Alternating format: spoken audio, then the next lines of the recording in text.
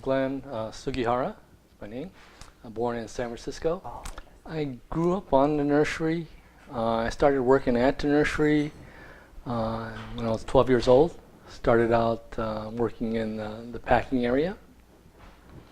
And then being the only son, I have two sisters, I was kind of groomed to have the option eventually, if I wanted to pursue the nursery business.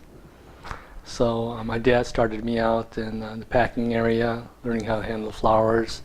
Then I got into the maintenance, helped build a few of the greenhouses, and then from there I started doing the growing. I followed my father. He was the grower, and then I followed my father. And though I didn't have any formal education in growing, just pretty much of trial and error and following my dad. It's an industry where it's like I remember a good friend was asking me about the flower business, and I used to tell him, well, I wanted to stay in the flower business because I liked it. And setting aside the financial part of it, and then his response was, you know, Glenn, there's a lot of shoe cobblers out there that enjoy doing that, but how many of them are still around? So it was a dying industry. We had two ladies, Japanese ladies, help run the packing. But the main person was my aunt, Eiko Sugihara.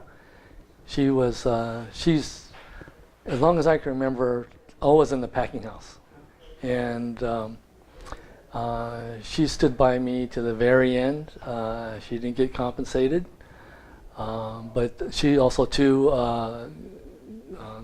felt the commitment. If I could still make a living growing, I'd still be doing it. Despite the hours and the hard work? Yes, yes. It wasn't about the hours or the pay. It was about this, what you had to do to get things done. And it was never about, though we had a hard time financially, I did take a second job. But I still felt the commitment to run the nursery to the very end. It's important that the Japanese growers be remembered and honored for all their generations of hard work and their contribution. So.